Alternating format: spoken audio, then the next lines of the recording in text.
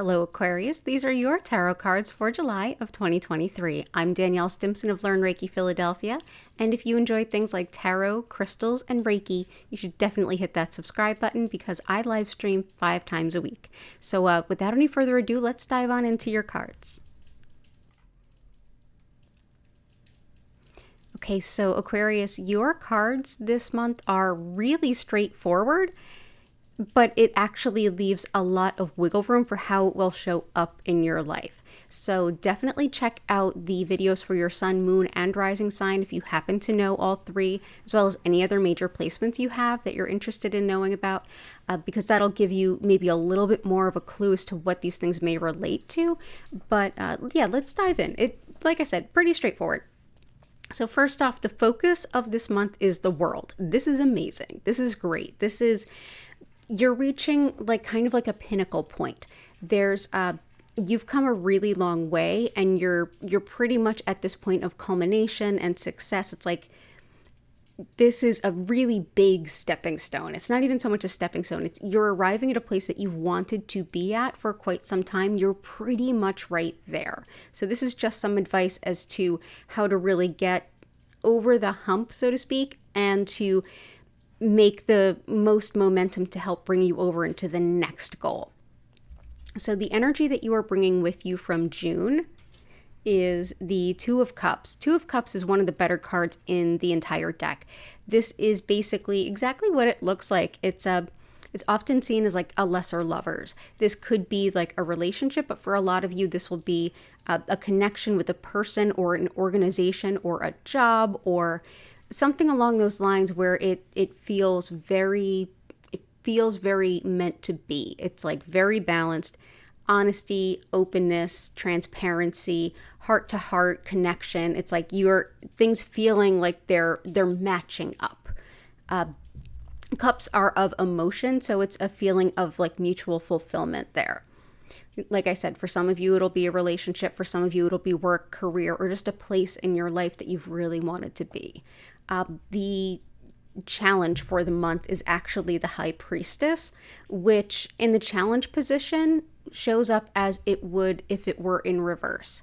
And so the High Priestess with that kind of transverse energy as a challenge really shows up as your guides basically being behind you saying, "We have a message, listen to us."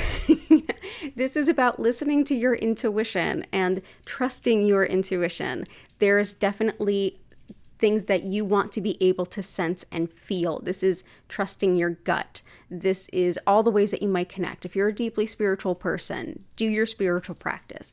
If you're somebody who works with tarot in your own right or does astrology or anything, dig into your own practices and trust the messages that you get. Trust the vibes that you get. That's what she brings to you.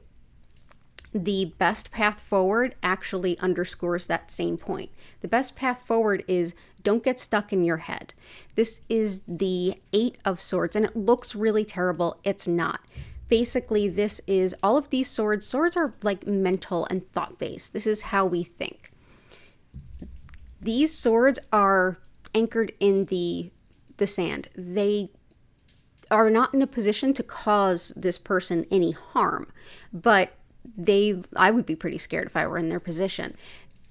If you look, these ties are fairly loose. This blindfold is here, yeah, but this person can absolutely get out of this situation. It doesn't feel very good, but it's more of the mind than it is in reality. If you try to overly logic yourself through this, there's going to be a lot of tumult, worry, fear, and a tendency to overthink. What this is basically saying is don't overthink it. Trust your gut. Trust the feeling that you're getting. This is a confirmation that your intuition about what feels right, even though it may be showing up a little differently than you thought, you're absolutely spot on. So definitely listen to Spirit, and this is a very powerful card. So definitely listen to Spirit and listen to yourself, your gut, your intuition, and don't get lost in your head. The guidance, the last card is actually called the Whispers from Your Guides, and it is exactly what it sounds like. So the Knight of Cups, this gives you a little bit of advice here. This card actually came up in the same position for another sign, I forget. So you may notice that this shows up in the same position for you more than once if you look at multiple videos that relate to you. The Knight of Cups is often called the false knight. And that's because if you see him here, his sword is nowhere to be seen. He's by no means out there looking for a fight. He is out there looking for harmony and emotional connection and what feels right.